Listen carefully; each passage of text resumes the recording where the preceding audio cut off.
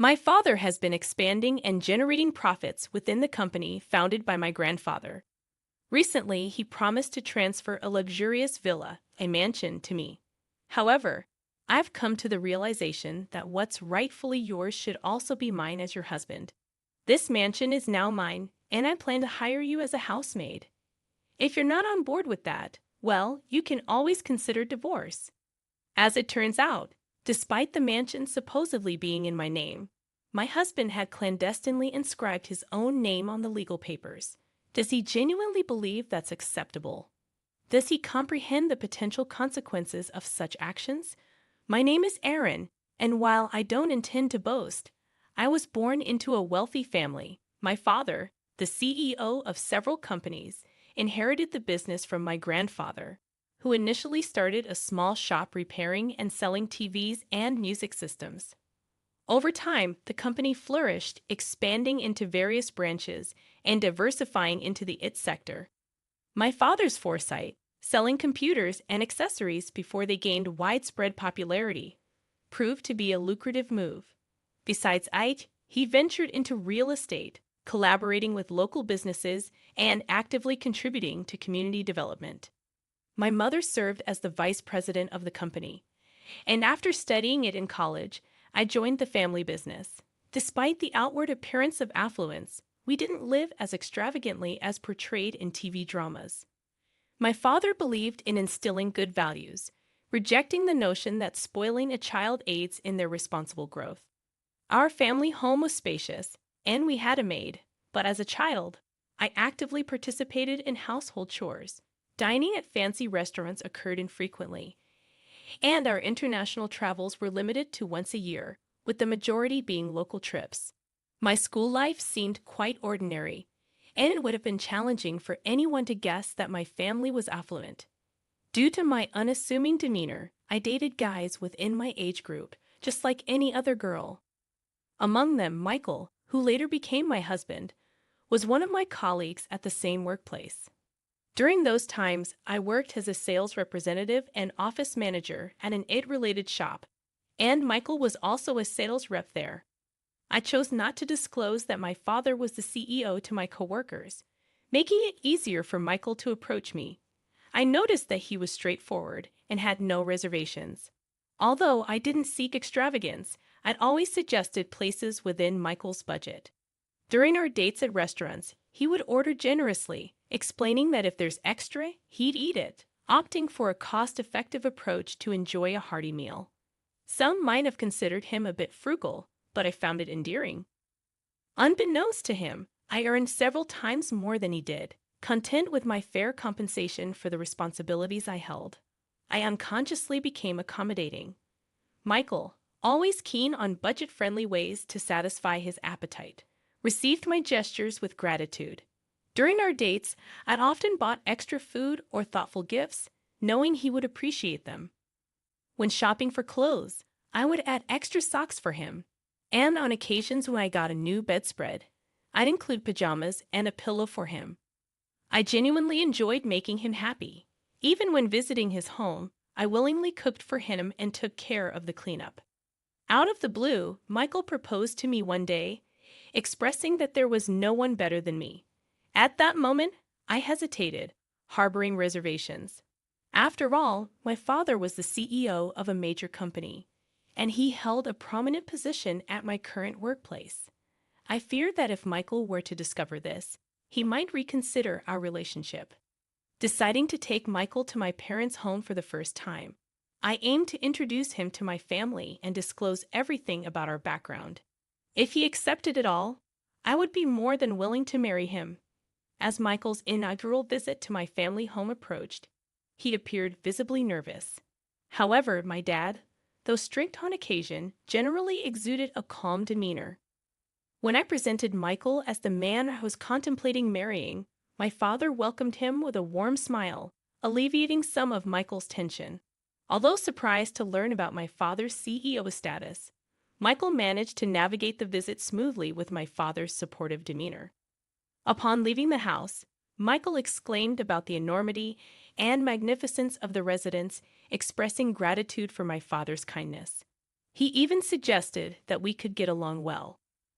When I casually mentioned my dad's ownership of additional buildings and a vacation home, Michael appeared more astonished.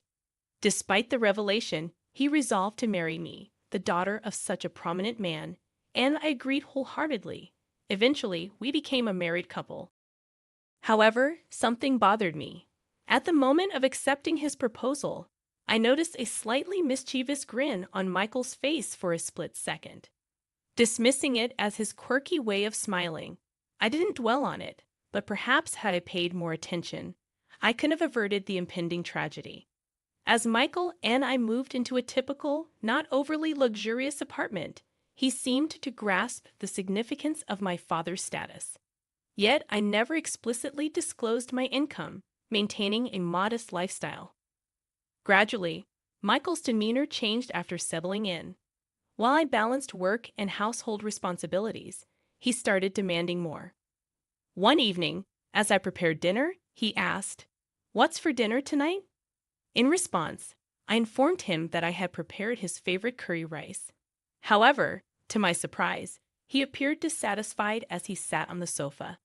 Letting out a sigh, he expressed his desire for something like a prime beef steak once in a while. This caught me off guard, as he had never complained about my cooking before. I pointed out that prime beef was quite expensive, but he clicked his tongue in annoyance, insisting that, considering my father's earnings, indulging in prime beef occasionally should not be a big deal. Reluctantly, I agreed to get prime beef for the next day.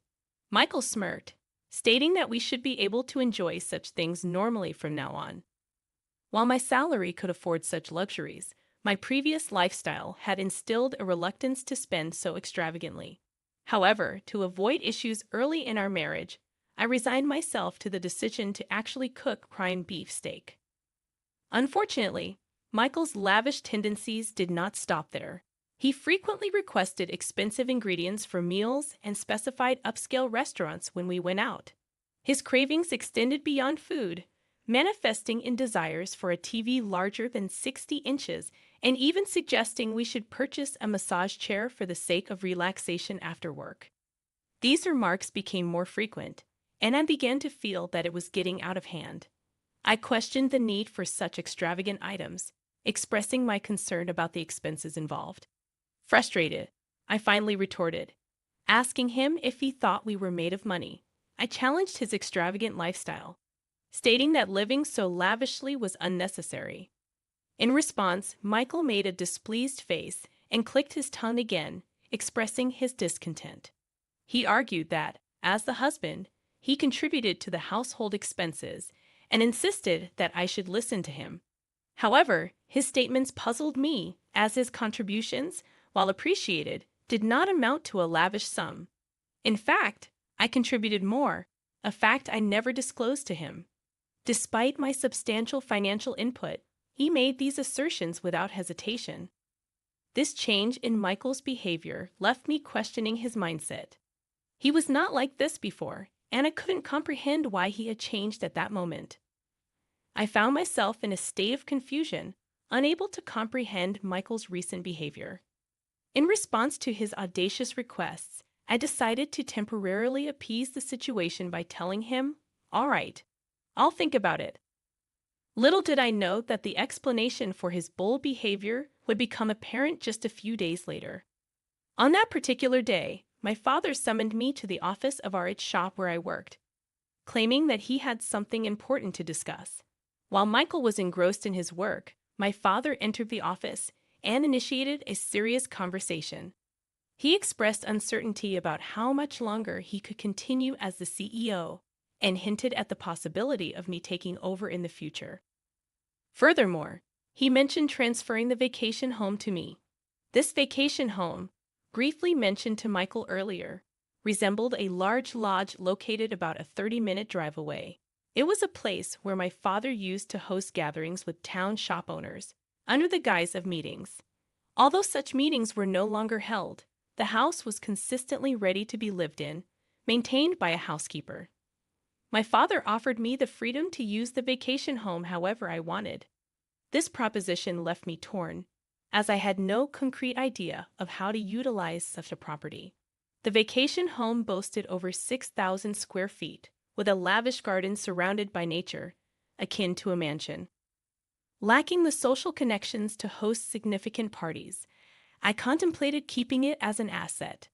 I conveyed to my father that I would positively consider his proposal but needed more time to make a decision. He assured me there was no rush and left a contract on the desk before departing the shop. Returning home after work, I leaned towards accepting the mansion, intending to give it further thought the next day. However, the following day brought an unexpected turn of events. Upon arriving at work, I discovered that Michael, who typically arrived before me, was absent from the shop. Intrigued, I entered the office only to find him there. Instinctively, I asked, "What are you doing here?" To my surprise, he flashed a document in my face, stating, "I overheard the conversation about the mansion yesterday. Sounds like an amazing deal, right?" Dumbfounded by Michael's audacious move, I reluctantly signed the document he flaunted, a contract my father had handed me just the day before. Shockingly, Michael had inscribed his own name on it. I was utterly taken aback and couldn't help but express my disbelief. "What on earth are you doing?" I questioned him, but Michael, without a hint of remorse, casually responded, "Why not? Your dad said he's giving away an amazing mansion, right? If you won't decide, I figured I'd take it." He said this with a smirk, but there was no way I could accept it. Persistently, I pleaded with him, emphasizing the house's worth of $4 million and my father's intention to give it to me. However, Michael dismissed my concerns with a nonchalant laugh. $4 million? Dan, that's impressive. Think about it. I have the right to this mansion because you're my wife, and I'm your husband, so I have a right to what's yours. Moreover, your dad really likes me. He probably won't have any complaints. So from today, this villa is my house. If you live in a wealthy house, you've got to make use of it. How about I hire you as a maid in this mansion? If you have any complaints, I'll divorce you any time, he confidently declared. It was at that moment when I recalled Michael's past actions and words, and everything finally clicked. He seemingly had no qualms about taking from others, even if it meant practically stealing, without feeling guilty. During our dating days, I'd always showered him with gifts, but he never reciprocated. My giving nature might have corrupted him, leading him to believe that what was mine was automatically his. My dad's kindness to Michael likely made him feel my father was easy to manipulate, and perhaps he perceived me as even more gullible. With a plan forming in my mind, I decided to confront him. I declared, "Fine, then. This mansion is yours, but I'm not going to be your maid. Let's get a divorce. Take care." After that, I returned to my job and, during my lunch break, called a divorce lawyer to initiate the process.